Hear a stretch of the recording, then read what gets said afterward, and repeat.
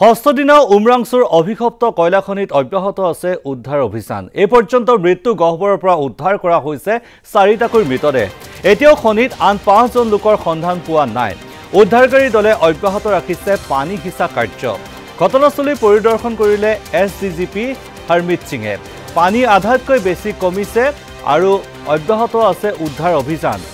পানী সিঁচা কাৰ্য এতিয়া অব্যাহত থকা দেখিবলৈ পোৱা গৈছে। আজি কোল ইণ্ডিয়াৰ মেচিনটো কাৰ্যক্ষম কৰি তুলিবলৈ চেষ্টা কৰিব IITৰ দলে। মুঠ 12টা পাম্পেৰে সিঁচি থকা হৈছে পানী। যেহেতু ষষ্ঠ দিনাও এতিয়া উদ্ধাৰ অভিযান চলি আছে। এই পৰ্যন্ত 4টাকৈ মৃতদেহ উদ্ধাৰ কৰা হৈছে। 5জনৰ কোনো ধৰণৰ সন্ধান ওলোৱা নাই। উমৰাংচুৰ অভিশপ্ত কয়লাখনিত সেই ঘটনা সংঘটিত হৈছিল সোমবাৰৰ দিনটোত আৰু তাৰ পিছতে কেইবাজনো লোক নিখোজ হৈ আছিল।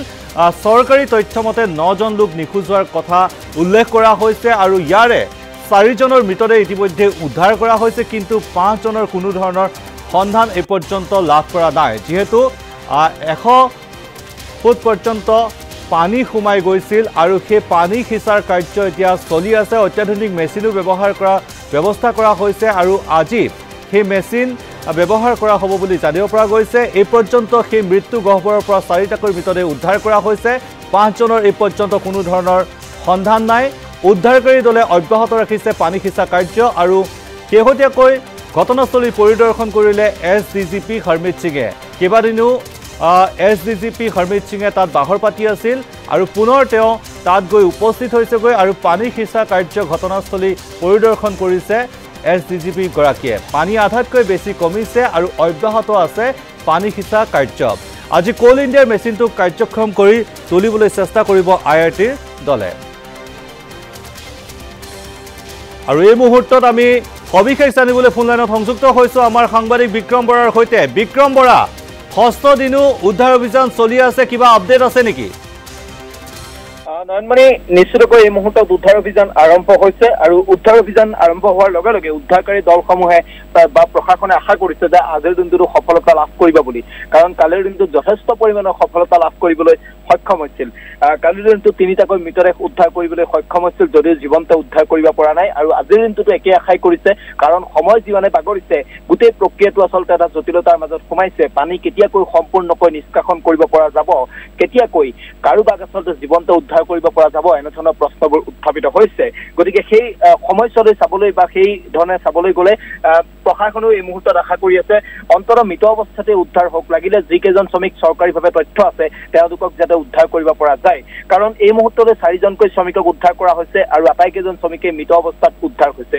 প্ৰথমজন শ্ৰমিক আছিল নেপালৰ উদয়পুৰৰ গংগা বাহাদুৰ শ্ৰেষ্ঠ আৰু দ্বিতীয়জন আছিল কালি পুৱাৰ ভাগত উদ্ধাৰ হৈছিল লিজন মগৰ, উমৰাংচুৰ এজন স্থানীয় শ্ৰমিক। তৃতীয়জন হৈছে শৰৎ গোৱাৰী ঢেকীয়াজুলিৰ আৰু চতুৰ্থজন হৈছে খুচিমোহন ৰায় কোকৰাঝাৰৰ। এই আচলতে দুৰ্ভগীয়া পৰিয়ালকেইটাই কান্দোনৰ ৰোল আছিল কালিৰ দিনটো দেখিবলৈ পোৱা গৈছিল। তেওঁলোকে কেৱল সেই অভিশপ্ত কুঁৱাটোলৈ চাই কোনোবাই স্বামীক হেৰুৱাই, কোনোবাই নিজৰ সন্তানক হেৰুৱাই, কোনোবাই নিজৰ ভাতৃ অথবা কোনোবাই নিজৰ ককায়েকক হেৰুৱাই কিন্তু কান্দিছিল।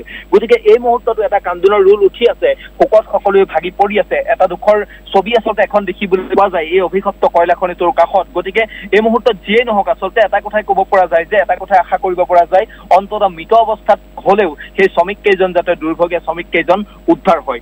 আজিৰ দিনটোত কোল ইণ্ডিয়াৰ আচলতে যিটো অত্যাধিক পানী নিষ্কাশন কৰিব পৰা যিটো মেচিন অনা হৈছিল নাগপুৰৰ পৰা, সেই মেচিনটো কাৰ্যক্ষম কৰি তুলিবলৈ তেওঁলোকে চেষ্টা কৰিব। ইতিমধ্যে কাৰ্যক্ষম কৰি তুলিব পৰা হৈছে আৰু IITৰ এটা ৰিপৰ্টৰ বাবে অপেক্ষা কৰি আছে। কাৰণ মেচিনটোৱে কিবা প্ৰভাৱ পেলাব নেকি, ওচৰে পাজৰে কিবা প্ৰভাৱ পেলাব নেকি, যিহেতু এটা অত্যাধিক ক্ষমতা সম্পন্ন এটা মেচিন। গতিকে IITৰ এটা ৰিপৰ্টৰ প্ৰয়োজন। গতিকে IITৰ ৰিপৰ্টটো যেতিয়া আহিব তেতিয়াই 300 ফুট গভীৰতাত লিফ্টিং কৰিব পাৰিব। ইতিমধ্যে 20 ফুটৰ 15ডাল পাইপ সেই মেচিনটোৰ বাবে ইতিমধ্যে সাজু কৰি তোলা হৈছে। গতিকে কেইটামান মুহূৰ্তৰ পিছত হয়তো সেই ৰিপৰ্ট অহাৰ পিছতেই এই মেচিনটো তেওঁলোকে লিফ্টিং কৰিব আৰু পানী অধিক তৎপৰতাৰে তেওঁলোকে নিষ্কাশন কৰিবলৈ চেষ্টা কৰিব। গোটেই বিষয়টো এই মুহূৰ্তত তদাৰক কৰি আছে বিশেষ আৰক্ষী সঞ্চালক প্ৰধান হৰমিত সিং আছে, লগতে মন্ত্ৰী কৌশিক ৰায় একেৰাহে তেওঁ লাগি আছে, তেওঁলোকে তদাৰক কৰি আছে আৰু যথেষ্টখিনি সফলতা লাভ কৰিবলৈ সক্ষম হৈছে। কাৰণ যিহেতু পানী 100 ফুট পৰ্যন্ত ওপৰলৈ উঠিছিল, পানী 100 ফুট পৰ্যন্ত ওপৰলৈ উঠাৰ পিছত এটা আণ্ডাৰগ্ৰাউণ্ড এটা হোলত আচলতে ইমান সহজে পানী নিষ্কাশন কৰাটো সম্ভৱ নহয়। আৰু আমি যিধৰণে কৈ আহিছিলোঁ যে কেৱল সেই হোলটোৱে নহয়, সেই খাতটোৱে নহয়, সেই খাতটোত পানী আহি আছে, কাষত থকা অন্য কিছু পৰিত্যক্ত খাদৰ পৰা আহি আছে, অন্য কিছু চলি থকা খাদৰ পৰাও কিন্তু পানী আহি আছিল। গতিকে আটাইকেইটা খাদতে পাম্প পাম্পৰ ব্যৱস্থা কৰিব লাগিব সেইধৰণে প্ৰশাসনে ব্যৱস্থা কৰিলে সৰ্বমুঠ 12টা অত্যাধিক পানী সিঁচা মেচিনৰ ব্যৱস্থা কৰিলে 6টা মূল খাপটোত আছে আৰু আন 6টা অন্য খাদত লগোৱা হৈছে এই 12টা আচলতে মেচিন সংযোগ কৰাৰ পিছত কিন্তু যথেষ্টখিনি সফলতা লাভ কৰিবলৈ সক্ষম হ'ল আৰু পানী কালিৰ দিনটোত স্পষ্টকৈ হৰমিত সিঙে কৈছে যে পানী কিছু পৰিমাণে কমিছে কালিৰ দিনটোত 15 মিটাৰ পৰ্যন্ত পানী কমিছে অৰ্থাৎ 50%তকৈ অধিক পানী ইতিমধ্যে কমিছে গতিকে পানী যদি সম্পূৰ্ণৰূপে কমি যায় তেনেহলে কিন্তু সফলতা যে অতি শীঘ্ৰে আহিব সেই কথা নিশ্চিত হৈছে অন্যথা কিন্তু অধিক সময় আমি অপেক্ষা কৰিব লাগিব কাৰণ পানী যদি নুশুকায় তেনেহলে এটা কথা স্পষ্ট হ'ব কাৰণ কালি যেতিয়া মৃতদেহকেইটা উদ্ধাৰ কৰা হৈছিল তেতিয়া চৌদিশে আচলতে এটা দুৰ্গন্ধ চৌদিশে কেৱল দুৰ্গন্ধ কাৰণ মৃতদেহ আটাইকেইটা আচলতে উৱলি গৈছে যদিহে সময় গৈ থাকে কিন্তু মৃতদেহ চিনাক্ত কৰাত কিন্তু অসুবিধা আহি পৰিব নয়নমণি গতিকে অতি সোনকালে যদি সফলতা লাভ কৰিবলৈ সক্ষম হয় তেতিয়া সকলোৰে বাবে ভাল হয় আমাৰ বাবেও ভাল হয় ৰাজ্যৰ বাবে ভাল হয় প্ৰশাসনৰ বাবে ভাল হয় উদ্ধাৰকাৰী দলসমূহৰ বাবে ভাল হয় সেই দুৰ্ভগীয়া পৰিয়ালসমূহৰ বাবে ভাল হয় কিন্তু যদিহে সময় আৰু অধিক লাগে তেনেহলে কিন্তু মৃতদেহ চিনাক্ত কৰাটো অন্ততঃ এটা অসুবিধা আহি পৰিব বা জটিলতা আহি পৰিব নয়নমণি হয় বিক্ৰম এটা কথা আৰু জানিব বিচাৰিছোঁ যেহেতু চৰকাৰী তথ্যমতে 9জন সন্ধানহীন হৈছিল বুলি উল্লেখ কৰা হৈছে সেই ক্ষেত্ৰত আৰু 5জনক সন্ধান উলিয়াবলৈ বাকী আছে আৰু কোনো লোক আবদ্ধ হৈ থকাৰ আশংকা কৰা হৈছে নেকি স্থানীয় লোকসকলে কি কয় বা তাত থকা লোকসকলে কি কয় আচ্ছা গোটেই বিষয়টো নয়নমণি এটা ৰহস্যৰ মাজত কাৰণ এই গোটেই বিষয়টো মুখ্যমন্ত্ৰীগৰাকীয়ে যদিও সোমবাৰৰ দিনটোত কৈছিল যে পোনপটীয়াকৈ কৈছিল যে গোটেই খাতটো অবৈধ আৰু শুকুৰবাৰৰ দিনটোত মুখ্যমন্ত্ৰীগৰাকীয়ে কাৰোবাক ছেফগাৰ্ড দিবলৈ নে অন্য কিবা কাৰণত ক'লে আমি নাজানো ইটছ নট ইলিগেল ইটছ এবাণ্ডন বুলি কৈছে মুখ্যমন্ত্ৰীগৰাকীয়ে অৰ্থাৎ মুখ্যমন্ত্ৰীগৰাকীয়ে শুকুৰবাৰ দিনটোত সংবাদমেল পাতি ক'লে যে খাতটো অবৈধ নহয় খাতটোত শ্ৰমিকসকলে যি ধৰণে প্ৰৱেশ কৰিছিল সেয়াহে অবৈধ কিন্তু কথাটো হ'ল যে চাওক অবৈধ যদি খাতটো বৈধ হয় যদি খাতটো অবৈধ নহয় তেনেহলে খাতটোত প্ৰৱেশ কৰা শ্ৰমিকসকলৰ তথ্য অন্ততঃ সেই খাতটোৰ দায়িত্বত যিসকল আছে তেওঁলোকৰ হাতত থাকিব লাগিছিল এএমডিচিৰ হাতত থাকিব লাগিছিল লগতে প্ৰশাসনৰ ওচৰত থাকিব লাগিছিল এছপি গৰাকীৰ ওচৰত থাকিব লাগিছিল ডিচিৰ ওচৰত থাকিব লাগিছিল কিন্তু নাই তাৰ পৰা কি বুজা গ'ল তাৰ পৰা ছবিখন কি বুজা গ'ল সেই কথা আপুনি নিজে বুজি ল'ব পাৰে বা ৰাইজে ইতিমধ্যে বুজিছে অৰ্থাৎ ফুলনি মানে বাগিচা মানে ফুলনি এটা হ'ব পাৰে কাৰোবাক ছেফগাৰ্ড দিয়াৰ এটা চেষ্টাও কিন্তু হ'ব পাৰে কিন্তু কথাটো হ'ল যে এই মুহূৰ্তলৈ নিশ্চিত তথ্য কাৰো ওচৰত নাই যে কিমানজন শ্ৰমিক আছে যদিও চৰকাৰে কৈছে যে 9জন শ্ৰমিক তথাপিতো কিন্তু তাৰ ওচৰত থকা বহু শ্ৰমিকে দাবী কৰে একেলগে ওপৰলৈ উঠি অহা সিদিনা ঘটনাস্থলীৰ পৰা সেই বিপদৰ পৰা ওপৰলৈ উঠি আহি প্ৰাণ ৰক্ষা কৰা একাংশ শ্ৰমিকে কয় যে 9জন শ্ৰমিক নহয় আমাৰ লগত 15-20জন শ্ৰমিক একেলগে গৈছিল গতিকে কি হ'ব কথাখিনি কেৱল 9জন শ্ৰমিকক উদ্ধাৰ কৰি প্ৰশাসনে দায়িত্ব সামৰিব নেকি উদ্ধাৰকাৰী অভিযানকাৰী দলসমূহে ইয়াৰ পৰা গুচি যাব নেকি নিজাম পৰিব নেকি এই ধৰণৰ প্ৰশ্ন কিন্তু উত্থাপিত হৈছে কাৰণ গোটেই বিষয়টো ৰহস্যৰ মাজত আছে কেৱল 9জন শ্ৰমিক নহয় অন্য বহু শ্ৰমিক ইয়াত আচলতে আবদ্ধ হৈ থকা বুলি এই মুহূৰ্তত কিন্তু নিশ্চিত হোৱা নাই বা এই মুহূৰ্তত কিন্তু বহুজনে কৈ থাকিব বিচাৰিছে নয়নমণি হয় নিশ্চয়কৈ আচলতে শ্ৰমিকৰ তথ্য সন্দৰ্ভত এতিয়া ৰহস্যৰ সৃষ্টি হৈছে বিক্ৰম বৰা অধিক তথ্য আপুনি দিলে এই মুহূৰ্তত আপোনাক ধন্যবাদ জনাইছোঁ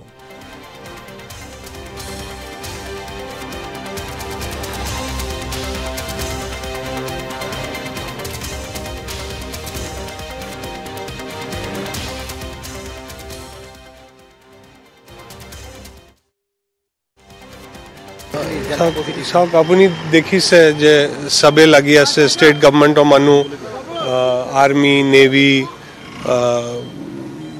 বাকী ONGC কোল ইণ্ডিয়া আৰু ডি ৱাটাৰিং চলি আছে এতিয়া 12টা পাম্প চলি আছে 6টা পাম্প মেইন শ্বাফ্টত আৰু 6টা পাম্প 3টা বেলেগ শ্বাফ্টত দুইকে টোটেল 6টা আৰু 6টা 12টা পাম্প চলি আছে চ' যথেষ্ট পানী ওলাইছে আমি ভাবিছোঁ যে more than আধা পানীটো আমি উলিয়াই ল'লোঁ এতিয়া গোটেই ৰাতিটো চলিব মাজে মাজে পাম্পকটো ৰেষ্ট দিব লাগে নাইতো বাৰ্ণ আউট হৈ যাব চ' আজি 4জনৰ এতিয়ালৈকে মৰ্টেল ৰিমেইনটো আমি পাইছোঁ আইডেণ্টিফিকেশ্যনে হৈছে এতিয়া পষ্টমৰ্টমৰ কাৰণে চব বডি গৈছে মই ভাবোঁ যে কালি আমি অলপ আৰু পানী কমাব পাৰিম পানী কমিলে ৰাইট হোল খালী হ'লে তাৰপিছত আমি আৰু আগবাঢ়িব পাৰিম এতিয়া মই চবৰ এইটো আছে যে আমি প্ৰাৰ্থনা কৰি থাকোঁ যে তেওঁবিলাকৰ ফেমিলিক আমি কিবা এটা ফাইনেল ৰিজাল্ট দিব পাৰোঁ government has not left any